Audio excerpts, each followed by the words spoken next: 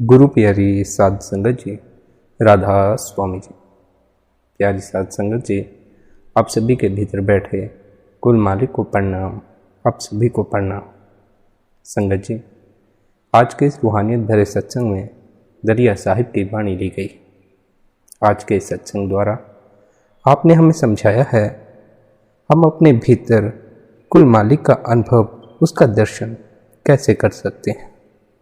जब हम सद्गुरु की कृपा से यह जान लेते हैं कि वह परमात्मा, वह कुल मालिक कहीं बाहर नहीं, हमारे भीतर ही है, तब हम बाहर के सभी रास्ते छोड़कर कुल मालिक को भीतर खोजना या भीतर देखना शुरू कर देते हैं। पर केवल भीतर देखने से ही परमात्मा का दर्शन नहीं होता।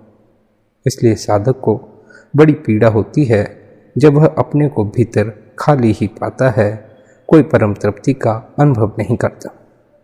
जब तक हमारे अपने अनुभव में तृप्ति ना आ जाए, परमात्मा का दर्शन ना आ जाए, तब तक हमें समर्पण करने में भी बड़ी मुश्किल आती है, क्योंकि समर्पण की नींव है विश्वास।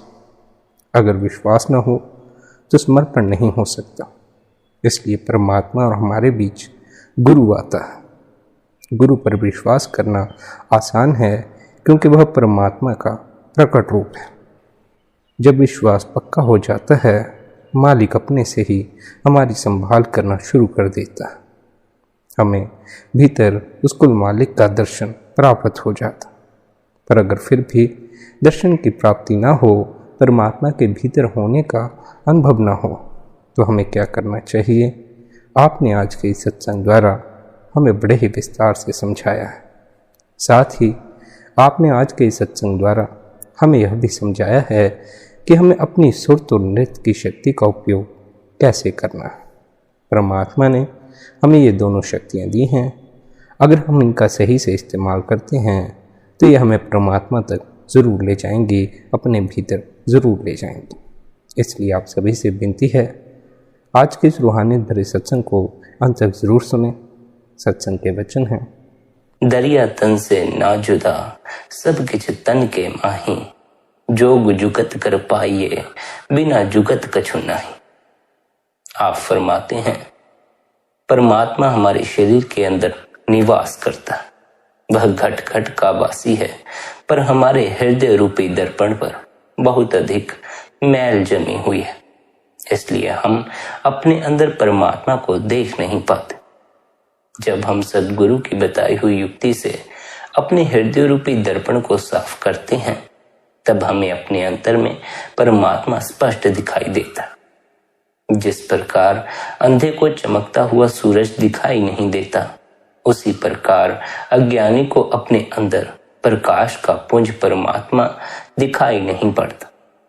मृग की अपनी ही नाभि में कस्तूरी होती है, पर अज्ञानवश वह उसे बाहर घास में ढूंढता फिरता है। दूध के अंदर ही घी होता है, पर जब तक हम उचित युक्ति का सहारा नहीं लेते, तब तक उस घी को निकाल नहीं सकते। इसी प्रकार से जब तक हम सद्गुरु की बताई हुई युक्ति का सहारा नहीं लेते, अपने अंदर विराजमान परमात्मा के दर्शन नहीं कर सकते। जिस प्रकार समुद्र के अंदर डुबकी लगाने वाला समुद्र की गहराई में जाकर रत्न को निकाल लेता है, ठीक उसी प्रकार शब्द या नाम का अभ्यास करने वाला अपने अंतर में जाकर परमात्मा को प्राप्त कर लेता है। संत या सद्गुरु हमें अपने आंतरिक दर्पण को साफ करने के लिए शब्द या नाम का साधन बताते हैं। यह साधन मानो आंतरिक आंख को साफ करने का अंजन है। जब हम इसके द्वारा अपनी आंतरिक आंख को साफ कर लेते हैं, तब हम खुद अपने अंदर परमात्मा का दर्शन कर लेते हैं। परमात्मा इस शरीर से अलग नहीं है। सब कुछ मनुष्य शरीर के अंदर है, क्या अखंड क्या भ्रमण। परमात्मा से मिलने की युक्ति द्वारा ही उसे प्राप्त किया जा सकता है। बिना युक्ति के कुछ भी हासिल नहीं होता। जो भी जीव शब्द की युक्ति अपनाता है, वह आमने सामने परमात्मा का दर्शन कर सकता। धन्य है वह कारीगर परमेश्वर जिसने इस श्रेष्ठ सुंदर मानव देह को बनाया और संवारा हुआ। आप कहते हैं, ऐ मानव, तू भाग्यवान है कि तुम्हारे शरीर रूपी दर्पण में परमात्मा अपना स्वरूप दिखा रहा है। जब तुम्हारे हृदय में प्रभु के प्रति सच्चा प्रेम पैदा हो तो किसी सच्चे गुरु के पास जाकर उनसे परमात्मा से मिलने का मार्ग पूछो। वही प्रभु का ठिकाना बताते हैं कि हमारे अपने आप के अंतर में ही परमात्मा का निवास स्थान है। दरिया साहिब कहते हैं, ऐ मानव, परमात्मा से मिलने का मार्ग अपने हृदय की आंख से देखो। वह तुम्हारे सामने प्रत्यक्ष मौजूद नजर आएगा। वह नाम के प्रभाव से प्रकट होता है। प्रेम और भक्ति के बिना वह हमसे दूर बना रहता है। तुम सद्गुरु को पहचानो, वह तब तुम्हें अंतर में दिखाई पड़ेगा। तुम तो विषयों का सेवन करते रहते हो तथा माया के नशे में चूर रहते हो। इस संसार में माया एक शराब बेचने वाली की तरह है जो नशा पिलाकर सभी को भ्रम में डाल देती है। इसलिए प्रेम के साथ सद्गुरु की खोज करो, जिससे तुम्हें पवित्रता की अवस्था प्राप्त हो और तुम हंस के समान गुणग्राही, अच्छे गुणों को ग्रहण करने वाले बन जाओ। अपने हृदय रूपी दर्पण पर लगी हुई छल कपट की मैल को निकालकर उसे अच्छी तरह मांझ कर साफ कर लो। फिर नाम के अभ्यास द्वारा आंतरिक पलकों को उघाड़ कर देखो। तुम्हें जगमगाती और चमकती हुई ज्योति दिखाई देगी जो नाम की पहचान है। इस ज्योति या प्रकाश से जब तुम्हारे हृदय में उजाला फैल जाएगा तो तुम्हारा हृदय अपने आप ही निर्मल हो जाएगा। जिस प्रकार अंधे को चमकते हुए सूर्य के प्रकाश में भी कुछ भी दिखाई नहीं देता, उसी प्रकार जिसके हृदय रूपी दर्पण में माया की मैल लगी हुई है, उसे भी अपने अंदर परमात्मा का स्वरूप नजर नहीं आता। यदि आंखों में झिल्ली पड़ी हो तो साफ रास्ता और चमकता सूरज होने के बावजूद कुछ भी दिखाई नहीं देता। इसमें भला रास्ते या सूरज का क्या कसूर है? कोई कसूर नहीं। सूरज अंधे को देखने की ताकत तो नहीं दे सकता और ना ही रास्ता उसे चलने की ताकत दे सकता। ध्रुव तारे के समान साफ परमात्मा की छवि आंतरिक पर्दे के पार फैली हुई है। उसके दर्शन करने के लिए मैल को साफ करके चमकाने वाले संत की खोज करो और सारी मैल को साफ करो। जब तुम्हारा हृदय रूपी दर्पण साफ हो जाएगा तो अंतर में प्रकाश में परमात्मा का उजाला दिनों दिन अधिक स्पष्ट होता जाएगा। आप फरमाते हैं, रगड़ रगड़ कर मन की मैल निकालने से मन निर्मल हो जाता। इसलिए रोज रोज अभ्यास करके मन की मैल को दूर करो, तब परमात्मा का पूर्ण ज्ञान, भरपूर ज्ञान प्राप्त हो जाएगा। वह निर्मल एक रूप परमात्मा हमें अपने दिल के दर्पण में दिखाई देता। अतः यदि हम अपने दिल को दर्पण बना लें तो हम अपने अनुपम घर यानी परमात्मा के धाम को देख लेंगे, अर्थात अपने असल घर सचखंड तक पहुंच जाएं। सारे भ्रमों और नियमों को तोड़कर कमल के फूल में रमे हुए भौरों की तरह सद्गुरु के प्रेम में लीन सच्चा सेवक परमात्मा का दर्शन प्राप्त कर लेता। आप कहते हैं, वह परमात्मा मेरा प्रियतम है जो हमेशा प्रेमी के दिल में रहता है। जहां कहीं भी देखिए हर दिल में उसका सदा एक समान रहने वाला महल बना हुआ है। बार बार यह बात कही जाती है कि जिस परमात्मा को हम दूर समझते हैं वह निकट ही दिखाई देता। जिसने यह शरीर रूपी महल बनाया है वह परमात्मा तुम्हारे पास इसी महल के अंदर है। दरिया साहिब कहते हैं कि गुरु के दिए हुए ज्ञान का अंजन करने से अपने हृदय में ही परमात्मा के दर्शन हो जाते। चित्त में गुरु के निर्मल चरणों का ध्यान करने से अपने आप वेदों शास्त्रों का ज्ञान कंठस्थ हो जाता। सबके शरीर में व्याप्त रहने वाला परमात्मा हमारे अंतर में सदा प्रकट है, परंतु हमारे मन में दुनिया की मैल समाई हुई है, इसलिए वह दिखाई नहीं देता। आप कहते हैं, विचार पूर्वक आंतरिक अभ्यास द्वारा देखने पर वह हम सबके अंदर उसी प्रकार दिखाई पड़ता है जैसे दर्पण में हमारा प्रतिबिंब दिखाई पड़ता है। जब मन प्रभु प्रेम की सुगंधी में लीन हो जाता है तो कुबुद्धि पैदा करने वाला काल और कुबुद्धि पैदा करने वाला मन अपने आप दूर हो जाते हैं। जब आत्मा की सुरत नामक शक्ति अंतर में खोज करती है तब नृत्य भी अंदर समा जाती। फिर जीव को पूर्ण ब्रह्म ज्ञान प्राप्त हो जाता। दरिया साहिब कहते हैं कि ऐ समझदार मनुष्य, सुनो, मैं तुम्हें सच्ची वाणी का भेद सुनाता हूं। इस भेद को जाने बिना आत्मा परमात्मा के पास नहीं जा सकती। इस शरीर के अंदर खुद परमात्मा का वास है, जिसे प्रेम के प्रकाश में पहचाना जा सकता है। आंतरिक साधना के अभ्यास द्वारा अपने आप में समाकर परमात्मा के इस ज्ञान का प्रत्यक्ष अनुभव किया जा सकता है। इसलिए हमें निरंतर साधना द्वारा, निरंतर अभ्यास द्वारा अपने अंतर में परमात्मा का दर्शन करने की तैयारी करनी चाहिए। आप कहते हैं हिरण की नाभि में कस्तूरी होती है, परंतु वह उसे बाहर घास में ढूंढता फिरता। वह यह सोचकर इधर उधर दौड़ता है कि न जाने कस्तूरी की सुगंध कहां से आ रही है। इसी प्रकार परमात्मा रूपी खुशबू भी हमारे शरीर में ही है, परंतु लोग उसे तीर्थों, व्रतों के द्वारा पाने के लिए भटकते फिर रहे हैं। इसलिए यदि तुम अपना निजकर प्राप्त करना चाहते हो तो वह अपने अंतर में खोज करने से ही प्राप्त हो सकता है। दूध को तो सभी जानते ही हैं, पर दूध में घी की जो सुगंध होती है उसको प्राप्त करने के लिए पहले दूध को आग पर चढ़ाकर औंटा जाता है, फिर उसमें जाम लगाकर दही जमा लिया जाता है। दही को मथानी से मथकर मक्खन प्राप्त किया जाता है। मक्खन में भी घी की सुगंध नहीं होती है, परंतु जब मक्खन को गर्म किया जाता तब वह निर्मल हो जाता है और तभी सुगंध सहित घी प्राप्त होता। इसी प्रकार जो ज्ञानी अपने शरीर को मत कर परमात्मा रूपी घी को अपने अंतर में प्रकट कर लेता है, वह सच्चा पंडित बन जाता है और फिर संसार में कभी भी लिप्त नहीं होता। शरीर दही विलोने की मटकी है।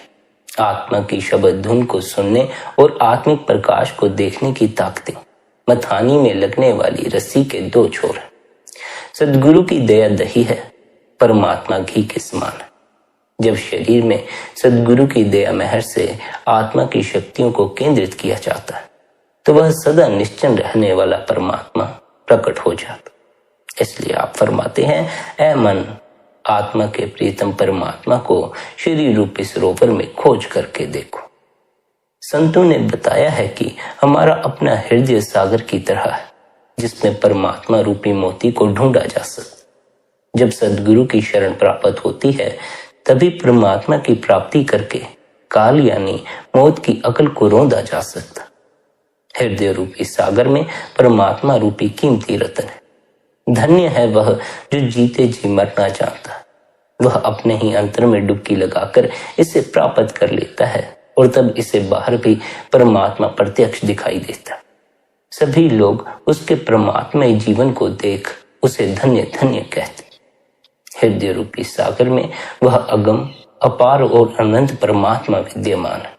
वह सब प्राणियों में विद्यमान है तथा सभी जीव उसी एक परमात्मा में समाये हुए हैं। यह भेद कोई विरला विरला संत ही जानता है। कोई विरला विरला संत ही हमें इस भेद के बारे में खोलकर समझा सकता। दरिया साहिब कहते हैं, वह प्रीतम परमात्मा हमारे निकट ही है, उसे अपनी आंख में देखा जा सकता है। लोग समझते हैं कि उसे पाना कठिन है और वह कहीं दूर बसता है, लेकिन उसका निवास हमारे हृदय में ही है। माया के नशे में मस्त जीव अपने अंतर में परमात्मा की खोज नहीं करता। वह उस हिरण की तरह है जो कस्तूरी को अपने अंदर न पहचान कर बाहर घास में ढूंढता फिरता। जब मनुष्य रूपी चकोर का चित्त परमात्मा रूपी चंद्रमा में लग जाता है तो उसके लिए संसार के सभी नजारे फीके पड़ जाते हैं। ऐसे परमात्मा के प्रेमी सेवक सभी भगवान हैं, क्योंकि अमृत का विशेष स्वाद वे ही चख पाते हैं। आप कहते हैं, असली हरि मंदिर, असली पवित्र मक्का और मदीना तो हमारे हृदय में ही स्थित है। यदि सच्चे हृदय से खोज की जाए तो परमात्मा अपने अंतर में ही मिल जाता। जब अंतर में स्थित गुप्त चंद्रमा रोशन हो जाता है तो उस प्रकाश में आत्मा और परमात्मा रूपी प्रेमी प्रेमिका का मिलाप हो जाता। तब हृदय रूपी उपवन हरा भरा हो जाता है और प्रियतम पति परमात्मा प्यारा लगने लगता है। दरिया साहिब कहते हैं, ऐ मनुष्य, अब तू अपने दिल की मैल धो डाल। तेरी जीवात्मा तो बाहर ही संसार का खेल खेलने में लगी हुई है। तो बाद में मत रोना, बाद में मत पछताना। अब भी कपट की गठरी की गांठ खोलकर अपने अंतर में स्थित उस दुर्गम स्थान त्रिवेणी में जाकर स्नान कर ले।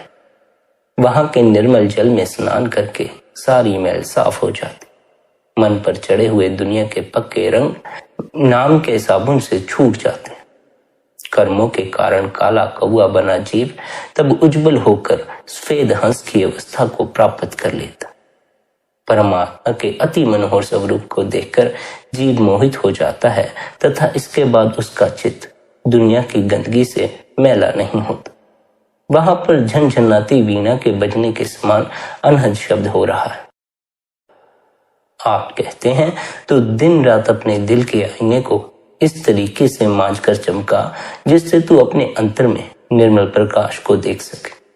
फिर तुझे सारे वेदों शास्त्रों का रहस्य समझ में आ जाएगा और संसार सागर में कभी नहीं आना पड़ेगा।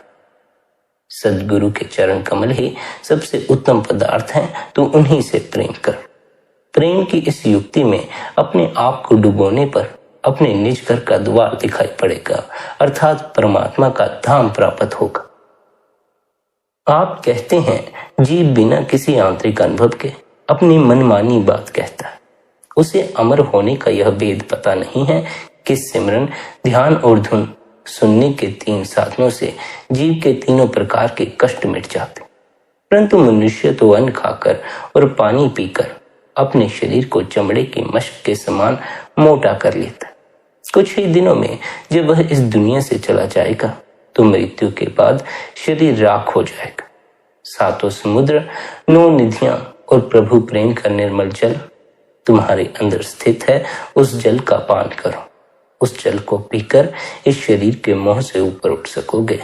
इस शरीर की मृत्यु आने से पहले मन की मृत्यु मर सकोगे। इसके बावजूद तुम अपनी प्यास बुझाने के लिए अगर बाहर ही फिरते रहना चाहते हो तो बाहर ही फिरते रहो। पर यह बात स्मरण रखना, जब बाहर इतने साल पहले फिरने से यह प्यास न बुझी तो आगे भी यह प्यास बुझने को नहीं। बाहर प्यास को मिटाने के उपाय मत खोजो, अपने हृदय रूपी पात्र में भरे हुए जल को पियो। हृदय रूपी पात्र में भरा हुआ जल अमृत के समान है। उसे पीकर जन्मों जन्मों की प्यास मिट जाती है और अमर होने का भेद समझ में आता। परमात्मा ने शरीर के अंदर ही अपना मंदिर बना रखा है। वहां पहुंचने का मार्ग शब्द धुन है। परमात्मा रूपी सौदा तुम इसी शरीर रूपी बाजार में खरीद सकते, फिर तुम क्यों बाहर संसार के बाजार में भटकते फिरते? वास्तव में इस संसार में छोटा बड़ा कौन है? कोई भी नहीं। बात केवल इतनी सी है कि एक गुरु है और दूसरा शिष्य, अर्थात परमात्मा दोनों में समान रूप से है, परंतु अंतर सिर्फ इतना है कि गुरु में वह प्रकट है जबकि शिष्य में वह गुप्त है। वह परमात्मा तो कुत्ते, सूअर आदि सभी प्राणियों में है, इसलिए कौन अच्छा है और कौन बुरा है इसका कोई भी बयान नहीं किया जा सकता। फिर भी यह जीव काल की नकारात्मक और भटकाने वाली शक्तियों के सिमरन में ही लगा रहता है, जिसका परिणाम यह होता है कि काल उसके गले में अपना फंदा डाल देता है तथा इस प्रकार शब्द का ज्ञान न होने से जीव मनुष्य जन्म की बाजी हारकर संसार सागर में चला जाता। सद्गुरु से नाम या शब्द का भेद प्राप्त करने के बाद ही साधक परमार्थ की सच्ची साधना में लगता। आदि से अंत तक परमार्थ की पूरी साधना शरीर के अंदर की जाती है। बाहरमुखी साधन में लगे साधक ना तो अपने अंदर प्रवेश करते हैं और ना ही उन्हें किसी आंतरिक राज का पता चलता। सद्गुरु ही हमें अंदर जाने का तरीका बताते हैं और आंतरिक यात्रा का पूरा भेद समझाते हैं। आप फरमाते हैं यह प्रेम का मार्ग है जिसमें शिष्य को अपना शीश सद्गुरु को अर्पण करना पड़ता है, अर्थात उसे अपने आप को पूरी तरह सद्गुरु के हवाले करना पड़ता। सद्गुरु परमात्मा का ही रूप है। काल के जाल में फंसे जीवों के कष्ट को देखकर परम दयालु परमात्मा संसार में सद्गुरु के रूप में प्रकट होते हैं और जीवों को चिताकर उन्हें अपने आनंद धाम सचखंड वापस ले जाते। युग युग से जीवों को उबारने का यही नियम चला आ रहा है। शब्द या नाम का भेद देकर सद्गुरु जीव को जगाते हैं, शब्द का अभ्यास करवाकर उनकी मैल दूर करते हैं और उन्हें काल की सीमा त्रिलोकी से परे चौथे लोक या अमरधाम में ले जाते। वे परमात्मा के प्रकट रूप होते। एकमात्र उन्हीं की कृपा से हमारी आंतरिक आंख खुलती है और हम आंतरिक गगन में प्रवेश करके वहां के अलौकिक दृश्यों को देखते। सद्गुरु रूपी सीढ़ी के सहारे ही जीव अमरलोक में पहुंच सकता है। अपना नश्वर शरीर छोड़ने से पहले सद्गुरु जीवों के उद्धार का कार्य चलाने के लिए अपना उत्तराधिकारी नियुक्त कर जाते हैं। उनके उत्तराधिकारी भी उसी तरह अपना उत्तराधिकारी बनाते। इस प्रकार यह सिलसिला तब तक चलता रहता है जब तक शब्द या नाम की साधना एक निष्ठ भाव से नहीं होती रहती। जब इस पवित्र शब्द साधना में बाहरी दिखावा, कर्म कांड और अंधविश्वास का मिश्रण हो जाता है, तब सद्गुरु की शब्द शक्ति वहां से उठ जाती है और फिर नए सिरे से सद्गुरु अन्यत्र अवतार धारण करके पुनः शब्द और नाम का प्रचार शुरू कर देते। इस प्रकार दयालु परमात्मा का जीवन को उभारने का यह नियम सदा से चलता आ रहा है। इससे यह स्पष्ट है कि सद्गुरु मनुष्य रूप में साक्षात परमात्मा होते हैं। उन्हें मनुष्य मात्र समझना बहुत ही बड़ी भूल है। उनके चरणों में अपने तन, मन और धन को समर्पित करके ही हम संसार सागर के पार जा सकते। असीम सत्पुरुष इस धरती पर सद्गुरु के रूप में पधारते हैं। इस प्रकार वे युग युग से जीवों को आंतरिक ज्ञान का मार्ग समझाते हैं। अपने को अंतर में एकाग्र कर इस आंतरिक ज्ञान का अनुभव प्राप्त करो। सोच विचार करके देखो, जिस प्रकार पतवार को संभालने के बिना जहाज सागर के पार नहीं जा सकता, उसी तरह आंतरिक जहाज की पतवार को जब सद्गुरु पकड़ते हैं तभी जीव उसमें बैठकर संसार सागर से पार जा सकता। जो सृष्टि करता सत्पुरुष हमेशा एक रस रहता है, जो न कभी विचलित होता है और न ही परिवर्तित होता है। वह स्वयं संसार में जीवों को जन्म मरण के चक्कर से मुक्त कराने के लिए सद्गुरु के रूप में आता है और संसार की कैद में बंदी पवित्र जीवात्माओं को छुड़ाकर वापस अपने निष्ठाम ले जाते। सद्गुरु सत्पुरुष का ही अंश होते हैं। इस सत्पुरुष के निज धाम सतलोक से संसार में आते। पवित्र आत्माओं के कुल शिरोमणि सद्गुरु यहाँ आकर जीवों को सत्पुरुष का संदेश देते। फिर भी कितने ही जीव हैं जो सद्गुरु की बात नहीं मानते और अपनी ही बुद्धि के अनुसार अपनी अपनी राह पर चलते। ऐसे जीवों को फिर यमदूतों के चाबुक की मार सहनी पड़ती है। दरिया साहिब कहते हैं, जीव यहाँ पर मन के रंग में रंगे हुए हैं, जो रहस्य की एक अजीब कथा है। इसके फलस्वरूप जीव को कष्ट से रोते देखकर ही संत इस संसार में सद्गुरु के रूप में आए हैं। सद्गुरु वास्तव में सतलोक के निवासी हैं। वे मनुष्य का रूप धारण करके इस संसार में आते हैं। वे इस संसार में आकर अपने निज घर का गुणगान करते हैं और वहां के बारे में बताते तथा इस प्रकार जीवों को चेताते हैं। आप कहते हैं, ऐ मनुष्य, शब्द का स्वरूप बनकर सद्गुरु इस संसार में आए हैं। वे मनुष्य शरीर धारण करके शब्द के गुण और शब्द के बल की महिमा गाते हैं। शब्द ने मनुष्य रूप में जन्म लिया है, तभी तो जीव सद्गुरु के रूप में उसे देख पाते। क्योंकि सद्गुरु खुद शब्द का रूप है, इसलिए वे शब्द की ही महिमा का गुणगान करते। सद्गुरु इस संसार में अधिकारी जीवों के कल्याण के लिए, यानी उन्हें उभारने के लिए आते। जो जीव सद्गुरु के बताए शब्द के मार्ग पर चलते हैं, वे सतोगुण, रजोगुण और तमोगुण वाले माया के जाल से छूट जाते। तीन लोकों की सीमा से परे, यानी रचना के तीन भागों पिंड, अंड और ब्रह्मांड से परे जो सतलोक है, वही सद्गुरु का देश है। जो लोग इस बात को समझकर उनके बताए मार्ग पर चलते हैं, यमराज उनके केश नहीं पकड़ सकता, यानी कष्ट नहीं पहुंचा सकता। चौथा लोक यानी सतलोक सदा अविनाशी रहता है। इस रचना के तीन लोक काल के दायरे में है। इन तीन लोकों में तो प्रलय होती है, वे सब के सब नष्ट होने वाले हैं। अतः उन्हें अविनाशी कैसे कहा जा सकता? जो नष्ट हो जाता हो उसे अविनाशी नहीं कहा जा सकता। केवल सतलोक ही अविनाशी है। इसलिए हमें अपने असल घर सतलोक लौट जाना चाहिए। आप कहते हैं सदगुरु के आगे अपना तन, मन और सिर अर्थात अहंकार न्यौछावर कर देना चाहिए। वे हमें अविनाशी परमात्मा का दर्शन करा देते। धन्य है सदगुरु जो संसार सागर से जीवों को निकालने के लिए नाविक के रूप में इस दुनिया में आए। संसार में आकर वे जीवों का उद्धार करते। किसी भी प्रकार के आनंद देने वाले दृश्यों का अनुभव तक नहीं हो सकता जब तक आंतरिक आंख नहीं खुलती। अंतर में नाम के प्रकट हो जाने पर 100 करोड़ सूर्यों के बराबर प्रकाश हो जाता। वह परमात्मा ही मेरा सदगुरु बनकर आया है, जिसने मेरे मन की अस्थिरता को दूर कर आंतरिक आंख को प्रकाशित कर दिया है। इसका ज्ञान शिष्य को तब जाकर होता है जब वह स्वयं अपने भीतर करोड़ों सूर्यों के प्रकाश को देखता। आप कहते हैं निश्चित रूप से किसी देहधारी जीवित गुरु को धारण करो, क्योंकि ऐसा गुरु ही वह अधिकारी है जिसे जीवों को मुक्त कराने के लिए परमात्मा की ओर से प्रमाण पत्र मिला हुआ है। उसे देखते ही यमराज बहुत दूर भाग कर खड़ा होता। जीवों को यमराज से बचाने के लिए और जीवों को सतपुरुष से मिलाप कराने के लिए सदगुरु संसार में जीवित सीढ़ी होते हैं। दरिया साहिब कहते हैं कि हम इस सीढ़ी पर जीवों को चढ़ाकर सतलोक में सतपुरुष के पास पहुंच जाते हैं। इस प्रकार सदा विद्यमान रहने वाला परमात्मा ही एकमात्र सत्य है और सदगुरु उनके पास पहुंचाने वाली सीढ़ी। संतों को परमात्मा ने इस संसार से जीवों को मुक्त कराने के लिए हुक्मनामा दिया है।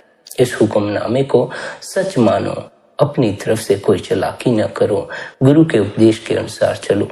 गुरु से भी चालबाजियां करोगे तो सही मार्ग पर पहुंचोगे कैसे? दरिया साहिब कहते हैं सदगुरु की नाम रूपी नाव पर चढ़कर ही जीव इस अथाह भवसागर को पार कर सकता। केवल उनकी नाम रूपी नाव ही संसार सागर की भयंकर लहरों के ऊपर चल सकते। केवल सदगुरु जैसा समर्थ नाविक ही इस नाव को खेकर उस पार ले जा सकता है। सदगुरु के शब्द या नाम के बिना जीव का निस्तार संभव नहीं है। विकराल काल केवल संत सदगुरुओं से ही डरता है। वह भूलकर भी संत सदगुरुओं के शिष्यों के निकट नहीं जाता। सदगुरु जन्म जन्मांतर के कर्मों की मैल को दूर करके जीव को निर्मल बनाते हैं और उसे अपने साथ सतलोक में ले जाते। इसीलिए सदगुरु की शरण में आए हुए जीव को देखकर काल रो रो कर अपना सिर पीट लेता। जो भी जीव सदगुरु की शरण में आता है वह निश्चय ही संसार सागर को पार कर जाता। उसे जरूरत होती है तो केवल अपने आप को सदगुरु के चरणों में सौंपकर प्रेम और भक्ति के साथ उनके बताए हुए अभ्यास को पूरा करने की। सदगुरु जो जीव को अभ्यास बताते हैं वह शब्द का अभ्यास। शब्द यानी जो धुन का धुन हमारे भीतर गूंज रही है।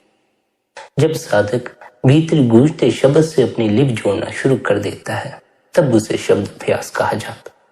लेकिन इस शब्द तक पहुंचने के लिए पहले साधक को सिमरन की कसौटी पर पूरी तरह खड़े उतरना पड़ता। सिमरन की सहायता से शब्द तक पहुंचा जाता है। क्यों? क्योंकि सिमरन मन को मौन कर देता है, देह को मौन कर देती। मौन में ही सुनने की कला का जन्म होता है और सुनने से ही शब्द का संबंध है। शब्द को बोला नहीं जा सकता, उसे सुना जा सकता है, देखा जा सकता है, उसका अनुभव किया जा सकता है, पर वर्णन नहीं किया जा सकता। जिस शब्द से जुड़ने का सदगुरु उपदेश देते हैं, जिस शब्द के अभ्यास का सदगुरु उपदेश देते हैं, उस शब्द से जुड़ने के लिए निरंतर सिमरन करने की आवश्यकता। सिमरन का उद्देश्य शब्द से जोड़ देना। शब्द अभ्यास तब शुरू होगा जब आपको भीतर शब्द की मीठी धुनकार धुन सुनाई पड़ना शुरू हो जाएगी। शब्द के अभ्यास से पहले आपका भजन सिमरन का अभ्यास चलेगा। भजन सिमरन का अभ्यास की सहायता से हमें शब्द के अभ्यास तक पहुंचना। जिस नाम से जुड़ने का सदगुरु जीव को उपदेश देते हैं वह नाम प्रकाश और शब्द धुन के रूप में साधक के अंतर में प्रकट होता है और इसी प्रकाश और शब्द धुन के सहारे साधक परमार्थी यात्रा को पूरा करके अंतर में मूल शब्द या सतनाम में समा जाता। साधक पहले दोहों बोहों के बीच तीसरे तिल में अपना ध्यान जमाता, जिसे चांद और सूर्य के मिलन का स्थान कहा जाता। जब साधक का ध्यान अच्छी तरह से इस केंद्र में जम जाता है तब वह शब्द धुन के संपर्क में आ जाता। वह शब्द धुन सतलोक के मूल शब्द से उठती है। इस शब्द धुन के साथ दिव्य प्रकाश भी आता है। यह शब्द मुंह से नहीं बोला जा सकता और न यह परमार्थी यात्रा पैरों से चलकर पूरी की जा सकती। आत्मा अपनी नृत्य और सुरत नामक दो शक्तियों के सहारे अंदर के प्रकाश को देखती है और शब्द की धुनकार धुन को सुनती हुई परमार्थ की आंतरिक यात्रा तय कर लेती है। आंतरिक गगन में उसे सूर्य, चांद और तारे दिखाई पड़ते हैं और झीं झीं करती हुई शब्द की झनकार सुनाई देती। साधक का सिमरन अपने आप चलने लगता है, जिसे अजपा जाप कहते। वह पांचों तत्वों को प्रकट रूप में देखता है। इन तत्वों से वह इनके मूल आधार सार शब्द को छांट लेता है और उसके सहारे सहस्त्रदल कमल नामक केंद्र में पहुंच जाता है। वहां की अपूर्व सुगंधी और शोभा को पाकर आनंद विभोर हो जाता, आनंद मग्न हो जाता। आगे का मार्ग अत्यधिक सूक्ष्म है। केवल सद्गुरु के प्रति प्रगाढ़ भक्ति और गहरे प्रेम के सहारे ही साधक उसे पार कर सकता। जैसे भोरा कमल के प्रेम में, चकोर चांद के प्रेम में, पतंगा दीपक के प्रेम में और पतिव्रता स्त्री अपने पति के प्रेम में अपने आप को भुला देती है, वैसे ही सच्चा शिष्य भी सद्गुरु के प्रेम में अपने आप को न्यौछावर कर देता। अपने तन मन को सद्गुरु पर न्यौछावर कर प्रेमी शिष्य सार शब्द को प्राप्त करता है और उसके सहारे अपने मूल धाम में पहुंचता है। मूल शब्द को प्राप्त करने का यही उपाय है कि साधक अपनी सुरत को भ्रू मध्य के केंद्र में एकाग्र करे, जहां मूल शब्द की धुन का प्रकाश हो रहा है। फिर सचेत होकर सुरत की डोर को एकनिष्ठ भाव से शब्द धुन की डोर में लीन किए रहे। इस प्रकार जब सूर्य और चंद्रमा एक हो जाएं, तब वहां पर अपनी सुरत की डोर को टिका दे। सूर्य और चंद्रमा का मिलन स्थान, ईड़ा और पिंगला के मिलने का स्थान अर्थात तीसरा तिल, ये सभी एक ही केंद्र। फिर उस स्थान पर जाकर प्रवेश करे जहां वह मूल शब्द निरंतर गूंज रहा है। शब्द का मूल स्रोत उस सहस्त्रदल कमल के भी ऊपर है, जिसका वर्णन नहीं किया जा सकता। उस स्थान पर शब्द की उत्तम सुगंधी आ रही है, जिसको पीकर आत्मा बहुत ही सुख प्राप्त करती। सद्गुरु के पास जाकर उनकी शरण लेने, उनकी सेवा करने, उनके कहे अनुसार भक्ति करने तथा उनसे प्रेम करने से ही यह शब्द प्रकट होता। दरिया साहिब कहती हैं, जब जीव खुद अपने आंतरिक ज्ञान के अनुभव से जाग कर देखता है, तब उसे शब्द का दिव्य अविनाशी प्रकाश अपने अंतर में दिखाई देता। अनहद शब्द की धुन का अभ्यास करने से अंतर में परमात्मा का प्रकाश प्रकट हो जाता। अपने अंतर में अनहद शब्द का यह प्रकाश उसे ही दिखाई देता है जो अनुभवी गुरु के द्वारा इसे अच्छी तरह से समझ लेता। जीव को चाहिए कि निरंतर सद्गुरु के दिव्य स्वरूप को देखते हुए अपने ध्यान को मजबूती के साथ वहां टिकाए, जहां अंतर में हर क्षण अनहद शब्द की धुन हो रही है। इस सच्चे नाम को वही प्राप्त कर सकता है जिसे कोई अनुभवी गुरु मिला होता। मुख से वचन बोले बिना आत्मा की सुनने की शक्ति सुरत के द्वारा शब्द को सुना जा सकता। आत्मा की देखने की शक्ति नृत्य के सहारे बिना पांव के संसार में घूमा जा सकता। जब अंतर में उस अनहद शब्द का लय युक्त संगीत गूंजने लगता है, तो वहां सूर्य, चंद्रमा और मणियों का प्रकाश हो जाता। मस्तक में वीणा की झनकार बज उठती है, जिसका रस पीकर जीव प्रेम में मस्त हो जाता। त्रिकुटी यानी दूसरे रूहानी मंडल में नाम के सरोवर में कर्मों की मैल को साफ करने के बाद आत्मा जब निरंतर शब्द धुन को सुनने लगती है, तब उसे भौतिक रचना वाले 5 तत्वों का भेद पता चल जाता। 5 तत्वों का प्रकट रूप देखने के बाद ध्यान उनके मूल स्रोत नीत तत्व में चला जाता। तत्वों के ज्ञान के बाद आत्मा उनके मूल स्रोत अर्थात मुक्तिदायक सार शब्द को पकड़ लेती है। तत्वों के इस ज्ञान के बिना सार शब्द में लीन नहीं हुआ जा सकता। शब्द का यह भेद कोई भजन करने वाला ही समझ सकता है, कोई ऐसा शिष्य ही समझ सकता है जिसने अपनी लिव को अपने अंतस में जोड़ दिया। आगे आप फरमाते हैं, आगे की राह तो और भी अत्यंत सूक्ष्म है। जहां सुरत द्वारा शब्द का अनुभव किया जाता। वहां की अविनाशी ज्योति और अद्भुत शब्द धुन को अनुभव करके आत्मा आनंदित हो जाती। उस अगम स्थान पर पहुंचकर अत्यधिक झलकते प्रकाश में कभी स्थिर न रहने वाले मन को पहले थोड़ा सा ठहराया जाता, फिर सद्गुरु के मार्गदर्शन पर चलते हुए आत्मा शब्द रूपी सीढ़ी पर चढ़ते हुए आगे जाकर अमृत फल को चखती। कभी न बुझने वाली ज्योति जलती रहती है, वही सार पदार्थ जिसे ध्यान को एकाग्र करके सुरत के द्वारा पकड़ना चाहिए। यही साधना जीव को संसार से पार ले जा सकती। जीव के सच्चे स्वामी सद्गुरु हैं, उनके बताए शब्द का अभ्यास करके देखिए। उनके आगे अपने तन मन को न्यौछावर करके शब्द की डोर को पकड़ना चाहिए। जब उनके आगे तन मन को समर्पित किया जाता है तो प्रेम का वह रस प्राप्त होता है जो कभी कम नहीं होता। इसलिए हे मनुष्य, यदि तुम सचमुच ज्ञानी बनना चाहते हो तो मन के अंधकार को दूर करना होगा। मन के अंधकार को दूर करने के लिए जो सार तत्व शब्द है उसकी पहचान करनी होगी। मूल शब्द एक ऐसी डोर है जिसके सहारे आत्मा रूपी पक्षी की सुरत ऊपरी मंडलों में उड़कर अंतर के सूर्य, चंद्रमा और पवन में समा जाती।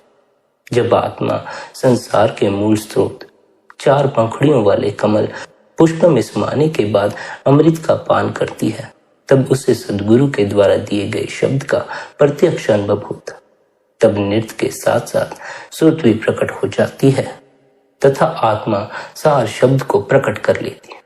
वह स्थान आंखों के ऊपर बाईं ओर की सूक्ष्म नाड़ी, ईड़ा, दाईं ओर स्थित सूक्ष्म नाड़ी, पिंगला तथा तीसरे तिल से शुरू होकर ऊपर के रूहानी मंडलों में जाने वाली सूक्ष्म नाड़ी, सुषुम्ना का समागम स्थल आंतरिक गगन मंडल है। उस गगन मंडल में अपनी सुरत को निर्मल करो। इस प्रकार जीव को संसार से मुक्ति देने वाली शब्द की साधना करो, जिससे कभी भी पाप पुण्य का भुगतान न करना पड़े। दरिया साहिब कहते हैं कि जो कोई शब्द अभ्यास की यह युक्ति जानता है वही सच्चा योगी। इसलिए शब्द की साधना करो, जिससे अंतर में उज्जवल श्वेत पताका झलक उठती है, अर्थात प्रकाश हो जाता है। इसके विपरीत यदि तुम्हें सच्चा शब्द ही प्राप्त नहीं हुआ तो संसार का सब कुछ हासिल करके भी, संसार का सब कुछ प्राप्त करके भी तुम्हें क्या लाभ होने वाला। जब तक मनुष्य के पास प्रेम रूपी युक्ति नहीं, तब तक कोई कितना ही ज्ञान का वर्णन क्यों न करता रहे, कोई लाभ नहीं है।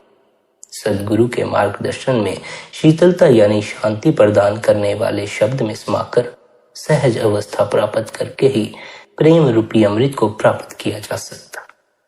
शब्द में समाने के बाद जीव उसी प्रकार अपनी सुध बुध खो देता है, जैसे कमल के फूल पर भोरा मस्त हो जाता।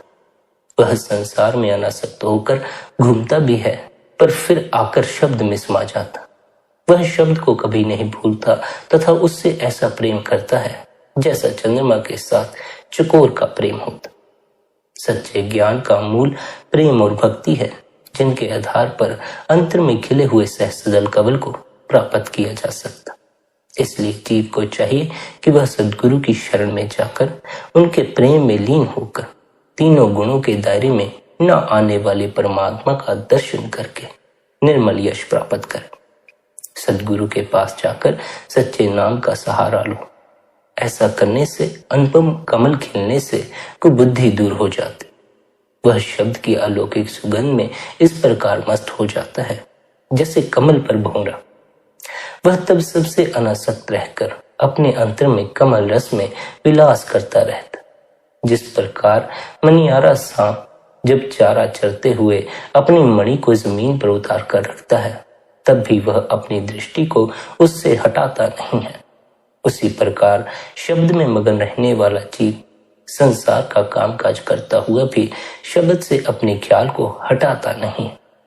नाम का प्रत्यक्ष अनुभव प्राप्त करके उसकी अवस्था ऐसी हो जाती है जैसे पतंगे की दृष्टि केवल सामने दिखाई दे रहे दीपक में होती है और वह उसमें जलते समय मुंह नहीं मोड़ता। ठीक वैसे ही जैसे पुराने जमाने में सब कुछ त्याग कर साहसी स्त्री अपने मृत पति के पास जाकर उसके साथ चिता में जल जाती थी, शरीर छूटने का जरा भी डर उसे नहीं होता था। सामने की सभी संसारिक वस्तुओं को छोड़ वह अपने पति से जा मिलती थी। ऐसा ही एक चित होकर नाम का ध्यान करना चाहिए। अंत में दरिया साहिब सभी को यही उपदेश देती है, हे मनुष्य, तू नाम से प्रेम और प्रीति लगा। ऐसा करने पर तू संसार सागर में कभी भी हार नहीं सकता। जैसे जल के बिना कमल सूख जाता है, उसी प्रकार प्रेम के बिना भक्ति नहीं हो सकती। जब तक सद्गुरु से प्रेम नहीं, सद्गुरु की भक्ति न कर सकोगे। सद्गुरु द्वारा दिए हुए अभ्यास में जी ना लगेगा। प्रेम हमसे अभ्यास करवा सकता है, लेकिन जिससे हमारा प्रेम नहीं होता उसके लिए हम कुछ भी करने को राजी नहीं होते। इसलिए अगर सद्गुरु से प्रेम हो तो भक्ति में बड़ा ही बल आ जाता है। जैसे जैसे सद्गुरु द्वारा दिए हुए अभ्यास की पालना करना शुरू करोगे, निरंतर भक्ति करोगे, निरंतर अभ्यास में बैठोगे, भजन सिमरन की सहायता लोगे तो अंतर में मौन हो जाएगा। भीतर जो शोर शराबा है यह शांत हो जाएगा। उसी शांति में शब्द की धुनकार धुन सुनाई पड़ेगी। जब भीतर शब्द सुनाई पड़ना शुरू हो गया, जब आप उस शब्द से लिव जोड़ना शुरू कर दें, तब आपका शब्द अभ्यास शुरू होगा। शब्द अभ्यास तक पहुंचने के लिए आपको पहले गुरु द्वारा दिया हुआ अभ्यास पूर्ण करना होता है। उसमें पूरी तरह कुशल हो जाने के बाद शब्द अभ्यास का मार्ग खुल जाता। फिर जब साधक शब्द मार्ग पर चलता है, निरंतर शब्द में अपने आप को लीन करता है, निरंतर शब्द की मीठी धुनकार धुन को सुनता है, तो उस धुन को सुनते सुनते ही वह भीतर आनंद से भरना शुरू हो जाता। जब सुरत शब्द की इस डोर को पकड़ लेती है, इस डोर को पकड़कर ऊपर चलना शुरू करती है, तो शब्द की इस डोर के सहारे ही एक दिन सुरत परमात्मा तक पहुंच जाती है, परमात्मा में समा जाती। शब्द की इस डोर का सहारा लेकर परमात्मा में समा जाना है। और शब्द के इस सहारे को पकड़ने के लिए गुरु ने जो हमें सहारा दिया है, जो अभ्यास दिया, हमें निरंतर उसकी पालना करनी। इसलिए संगत जी, आप सभी से यही विनती है, अपने गुरु द्वारा दिए हुए अभ्यास की पालना करें, निरंतर भजन बंदगी करें, निरंतर ध्यान में बैठे। आज के इस सत्संग को यहीं पर विश्राम देते हैं। इतने प्रेम और प्यार से आपने सत्संग को सुना, उसके लिए आप सभी का धन्यवाद। निरंतर सत्संग सुनने के लिए आप चैनल को सब्सक्राइब कर लें, नोटिफिकेशन बेल को ऑन कर लें। बाकी आप सबकी अपनी मौज है। आप सबके भीतर बैठे परमात्मा को प्रणाम, मेरा प्रणाम स्वीकार करें। राधा स्वामी जी।